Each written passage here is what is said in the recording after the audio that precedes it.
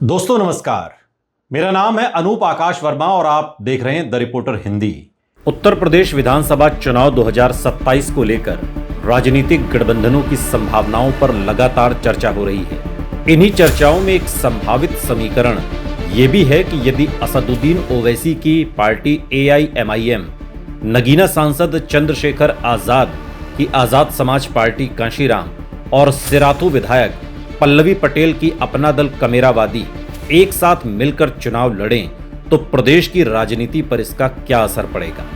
सबसे पहले यह समझना जरूरी है कि फिलहाल ये एक संभावित राजनीतिक परिकल्पना है, कोई घोषित गठबंधन नहीं है, लेकिन चर्चा है कि ये तीनों दल अगर कहीं किसी दूसरे गठबंधन में बात नहीं होती है तो अपना मोर्चा बना सकते हैं। इसलिए इसके प्रभाव का आकलन पिछले चुनावी प्रदर्शन, सामाजिक आधार और क्षेत्रीय प्रभाव के आधार पर ही किया जा सकता है। सबसे बड़ी बात यह है कि इन तीनों दलों का सामाजिक आधार अलग अलग है, लेकिन कुछ जगहों पर एक दूसरे के पूरक भी बन सकते हैं। AIMIM मुस्लिम मतदाताओं के एक हिस्से में प्रभाव बनाने की कोशिश करती है। आजाद समाज पार्टी दलित, विशेषकर जाटव युवाओं के बीच अपनी पकड़ बढ़ा रही है और पल्लवी पटेल का प्रभाव कुर्मी और गैर यादव पिछड़ी जातियों में माना जाता है।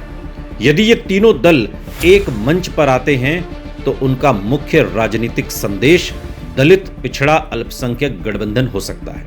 लेकिन ये भी उतना ही सच है कि उत्तर प्रदेश में पहले से ही समाजवादी पार्टी यानी PDA पिछड़ा दलित अल्पसंख्यक की राजनीति हो रही है। इसलिए सबसे बड़ा सवाल यह होगा कि यह गठबंधन बीजेपी को नुकसान पहुंचाएगा या समाजवादी पार्टी को। पश्चिमी उत्तर प्रदेश की बात करें तो यहां चंद्रशेखर आजाद का प्रभाव सबसे अधिक दिखाई देता है। नगीना लोकसभा सीट जीतने के बाद उनकी राजनीतिक विश्वसनीयता बढ़ी है। बिजनौर, नगीना, नूरपुर, धामपुर, चांदपुर, सहारनपुर, देवबंद, नकुड़, गंगोह, कैराना, शामली, थाना भवन, बुढ़ाना, मीरापुर, खतौली, हस्तिनापुर और कुछ हद तक मेरठ और मुजफ्फरनगर की सीटों पर आजाद समाज पार्टी प्रभाव डाल सकती है। AIMIM को मुस्लिम बहुल इलाकों में कुछ वोट मिल सकते हैं, लेकिन पश्चिमी यूपी में मुस्लिम वोटर परंपरागत रूप से उस दल के साथ जाता है जो बीजेपी को चुनौती देने की सबसे मजबूत स्थिति में हो। इसलिए AIMIM की मौजूदगी कई सीटों पर समाजवादी पार्टी के वोट बैंक में सेंध लगा सकती है।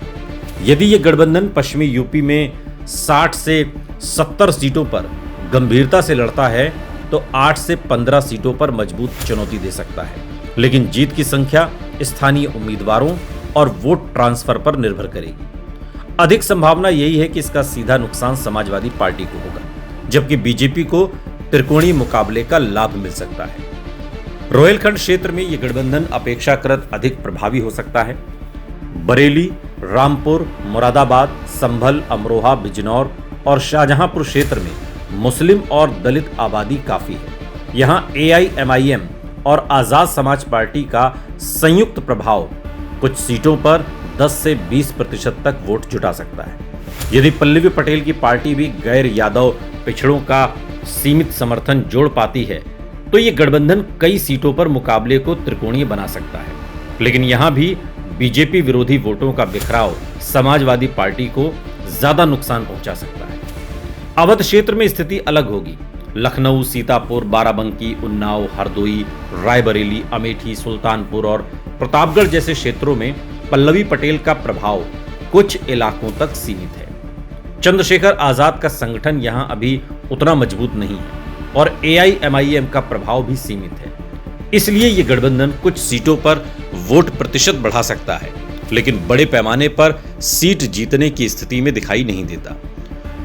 हालांकि सिराथू, कौशाम्बी और आसपास के कुर्मी बहुल क्षेत्रों में पल्लवी पटेल की मौजूदगी गठबंधन को अतिरिक्त ताकत दे सकती है। पूर्वांचल में यह गठबंधन सबसे अधिक प्रयोगात्मक साबित हो सकता है। वाराणसी, जौनपुर, आजमगढ़, गाजीपुर, मऊ, बलिया, गोरखपुर, देवरिया, संत कबीर नगर, भदोही और अम्बेडकर नगर जैसे जिलों में मुस्लिम, दलित और कुछ पिछड़ी जातियों का अच्छा प्रभाव है। यदि AIMIM मुस्लिम वोटों का एक हिस्सा आकर्षित करती है और आजाद समाज पार्टी दलित वोटों में सेंध लगाती है तो ये गठबंधन कई सीटों पर 10 से 15% वोट हासिल कर सकता है। लेकिन यहां समाजवादी पार्टी और बीजेपी दोनों के मजबूत संगठन हैं, इसलिए सीट जीतना आसान नहीं होगा।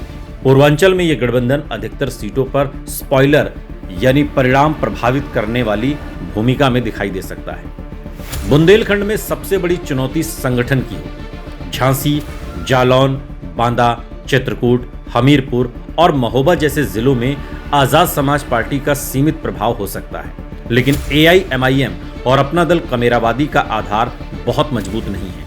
यहाँ बीजेपी का संगठन और सामाजिक गठबंधन अपेक्षाकृत मजबूत माना जाता है, इसलिए गठबंधन कुछ सीटों पर सम्मानजनक वोट प्राप्त कर सकता है, लेकिन व्यापक सफलता की संभावना सीमित दिखाई देती है। यदि पूरे उत्तर प्रदेश की 403 विधानसभा सीटों को देखें तो यह गठबंधन लगभग 100 से 125 सीटों पर प्रभावी मुकाबला देने की स्थिति में आ सकता है।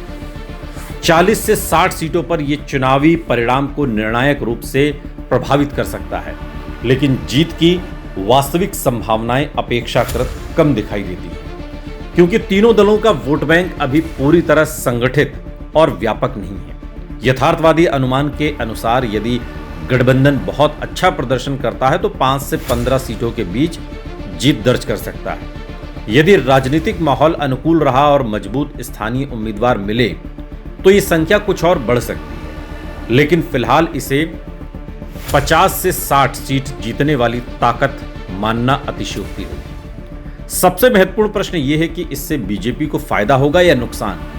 वर्तमान राजनीतिक गणित को देखें तो इस गठबंधन का सीधा प्रभाव समाजवादी पार्टी पर पड़ सकता है। कारण यह है कि AIMIM मुस्लिम वोटों के एक हिस्से को, आजाद समाज पार्टी दलित वोटों के एक हिस्से को और पल्लवी पटेल गैर यादव पिछड़ों के एक हिस्से को आकर्षित करने की कोशिश करेंगी। ये वही सामाजिक समूह है जिन पर समाजवादी पार्टी अपना PDA गठबंधन खड़ा करना चाहती है। यदि इन वोटों का विभाजन होता है तो कई सीटों पर बीजेपी को लाभ मिल सकता है, विशेषकर वहां जहां जीत हार का अंतर 5 से 10% के बीच होता है। कुल मिलाकर यदि AIMIM, आजाद समाज पार्टी और अपना दल कमेरावादी साथ आते हैं तो उत्तर प्रदेश की राजनीति में एक नया सामाजिक गठबंधन उभर सकता है।